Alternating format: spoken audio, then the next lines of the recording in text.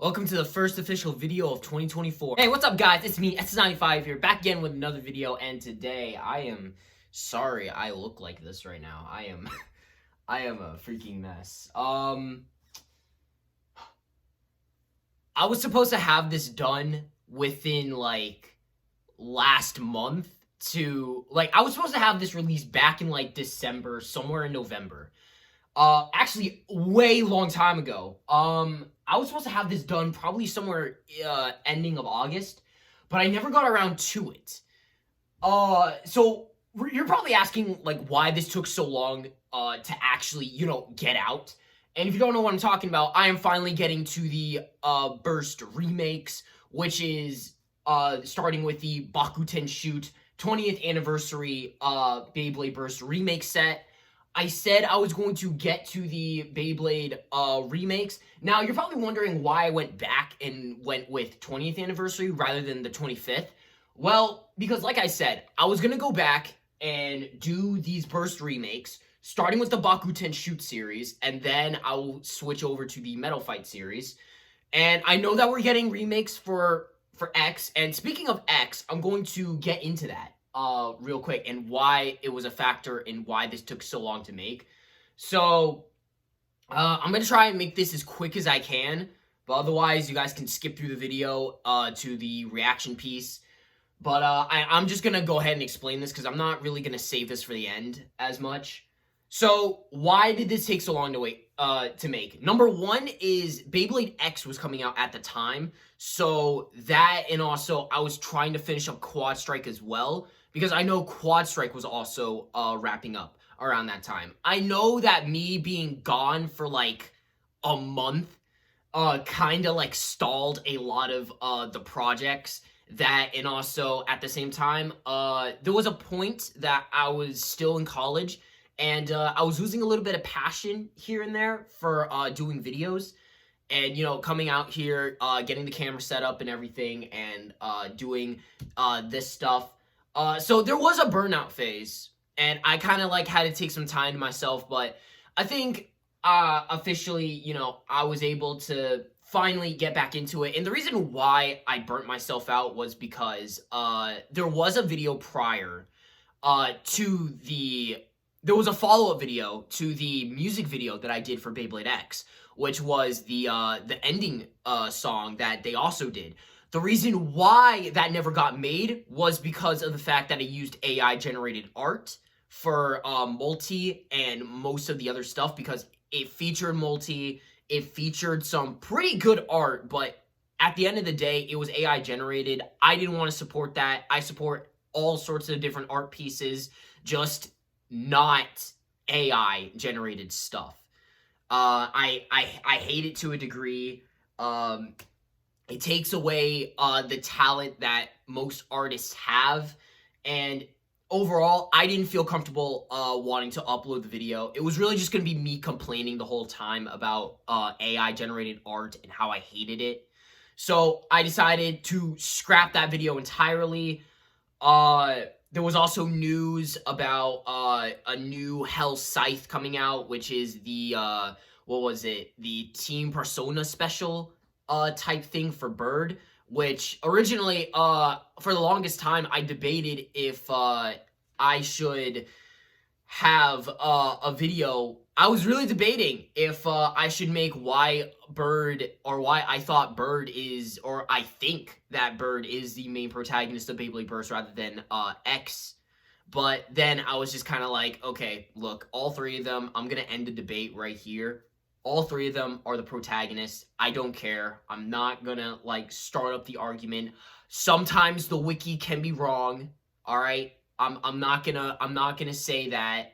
And of course, stuff is still being updated. Y'all can freaking nail me to a stake or whatever, saying like, oh, but it is confirmed X is the protagonist. Okay, look. I'm gonna save that. I'm not gonna get into it here because this is about the Burst remakes, alright?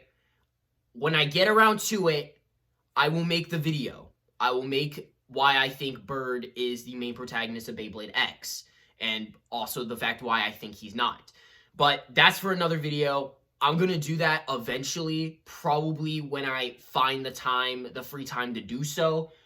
But otherwise, though, I just want to finally end up getting a jump start on these remakes, because I said I was going to do them for the longest time, and now I'm ready. Now I want to do them. So starting with the Bakuten Shoot set. So what's interesting about this is that we've gotten bays prior to this. However, they were released through the WBBA store. So what we ended up getting originally was we did end up getting Dragoon S way early on. I think we also ended up getting Dronzer Spiral, which the Dronzer Spiral combo does vary between Hasbro and Takara Tomy. As you're gonna see, I'm gonna bring it up because you're gonna see all the parts and everything. Drigger was also a WBBA special, I think, and then Drasil came in this set. But with that out of the way, I will drop more trivia here and there for the video, but I just want to finally get into this. So without further ado, and now that you guys are finally here and caught up, whether you guys listened to my reasons for not uploading this for the longest time or not, let's get right into this 20th anniversary Burst remake set, starting with the Bakuten Shoot generation. And right off the bat, that's beautiful. The boxes for these look bland for a reason. They look bland for a reason. And honestly, I feel like there's a certain charm for the simplicity. There's a charm to it. Because this is supposed to be like a 20th anniversary. This is supposed to be 20 years of Beyblade at this point in time. And I think around this time it released, I think we had GT, the Gachinko layer system going at this time. Or, yeah, I think so. Yeah.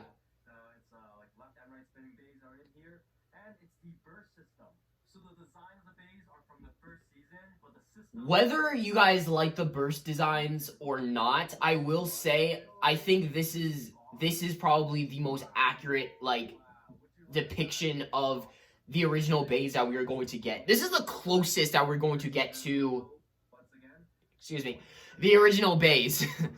This is the closest that we'll ever get, unless you want to spend like $2,000 or like $100. So if y'all want an easy cop for, if y'all want like collector stuff, even though the fact that either way this is used for play, it's still good. And obviously the back piece, this is beautiful, right? Poster right here with the description. Y'all can translate that if you want to.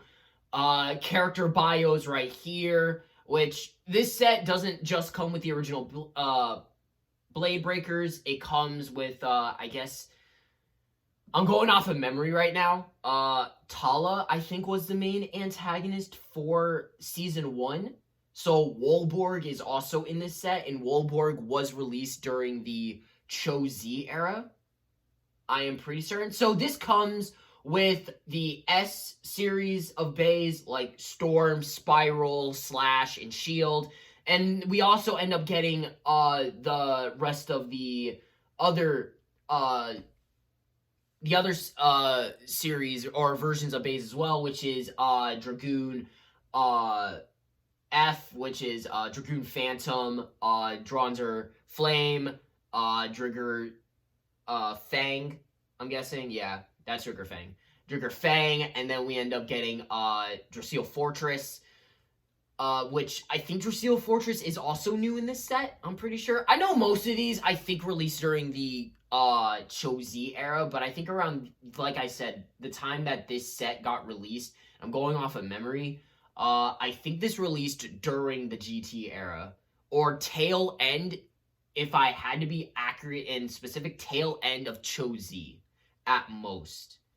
But this was definitely there. OG poster, man. Yeah, so hard. Tells us that it's so good though.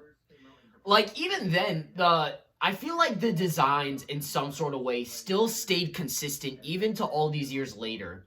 Like you could put these characters back to back with each other and they just kind of fit right in. Of course, art style was different. The first season was animated by Madhouse. artwork are all from season 1 because in season 2 and 3, you know, they redid the animation and whatnot. Their outfits were different and stuff. Yeah, they're all scenes from the actual anime. Yeah. It's kind of crazy how a lot of people keep complaining, like, for the new stuff that they're based that like they look like Pokemon or Bakugan characters, but you guys do realize that Tyson's design is actually based on Red from Pokemon. So you're not wrong, but then again, like, come on, guys. Anyway, these are the new F-bays that ended up getting released. Kind of. Dragoon F we ended up getting for the WBBA. This is new. Drasil Fortress is new. I don't think we've gotten this up until the anniversary set. Wolborg we ended up getting in the Chozi.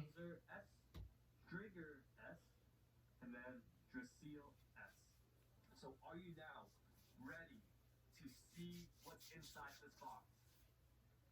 There's a flap. Let's do it. Open it. Open. Ah, that's beautiful. Ah, that's beautiful. Oh. Oh, that art. Oh. Oh, how I wish you showed up in the Burst series. Oh. Ooh. That's beautiful. Alright, I'm done. Don't worry. But that is beautiful art, though. I do wish that these characters did show up in the Burst series, though. Because that would have been hype. These bays are perfect for that. But, unfortunately, these bays were definitely outclassed on a lot of levels. And also, unfortunately, this is the first of the sets, I think, that don't come with launchers. So I wish we got launchers, but at the same time, I think that they were saving them for the others. It looks like they only come with the bits, though.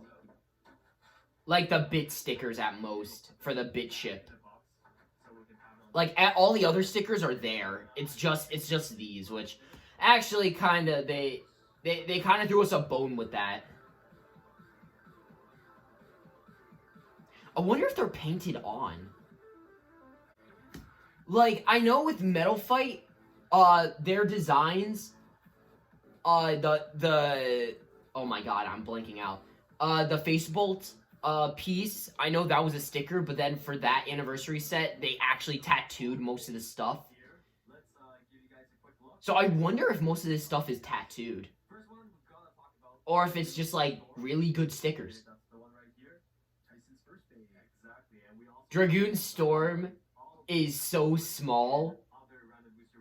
It's so freaking small, but I love it. That's what you think, right? Except we were playing around with Dragoon Storm. Alright, this is also what I have to get into. So, the anniversary sets, for some reason, and this has always been a problem with the remakes. This has always been a problem with the remakes, and I know I'm pausing a lot in this video, but this has been a problem with the remakes.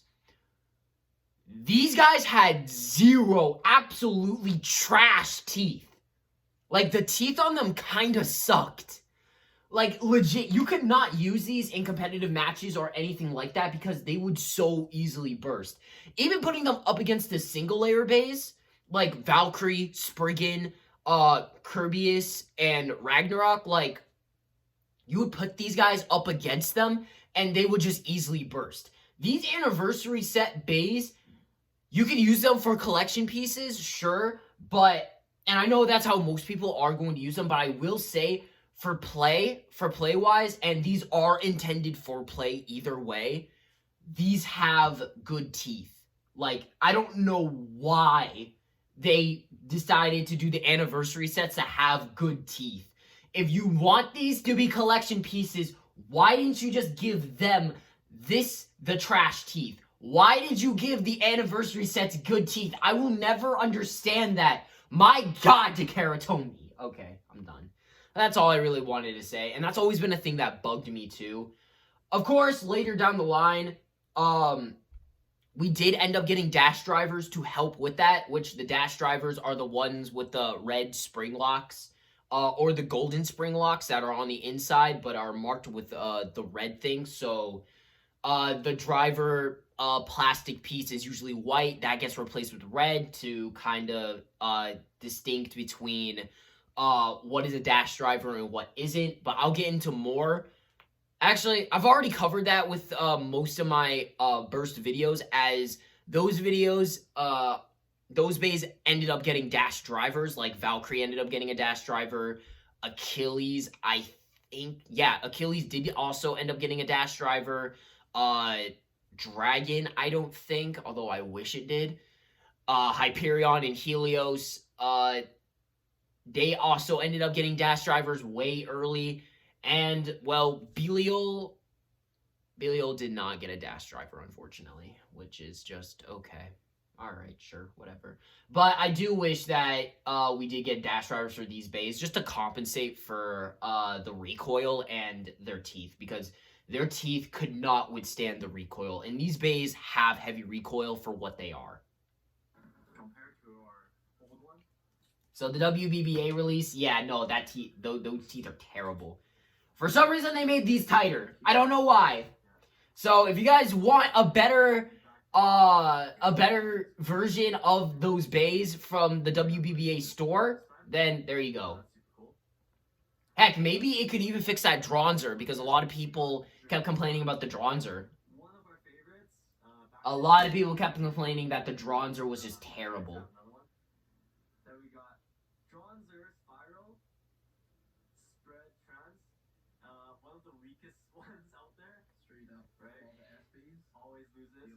So what's interesting is that, and I'm not going to pause for here. What's interesting about Dronzer is that for Hasbro, they for some reason gave it Unite. For some reason, I don't know why they gave it Unite. Because they gave this one trans to, they gave it the trans driver. I can't say that correctly without somebody getting mad.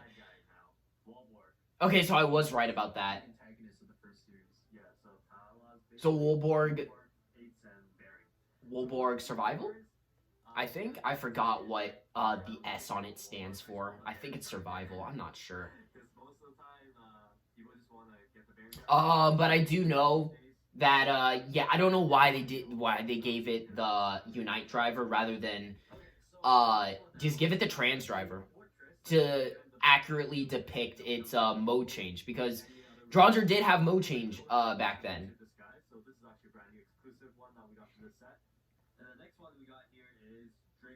By the way, all these bays look beautiful, by the way. All these bays look beautiful. And I like how they gave Trigger Extend, because now you can add Extend Plus to it. Zeto was nice. Zeto was amazing back then. I wish we got a black variant, though. Just like in the original. I wish we ended up getting a black Burst variant. I don't know why they didn't make one, but oh well. Dragoon Phantom was nice. Yeah, the variable driver was definitely known to wear out. That was the whole gimmick behind it. But still, it is intended for play, so you could keep it as collectors, or you could use these to add to your arsenal in some sort of way or capacity.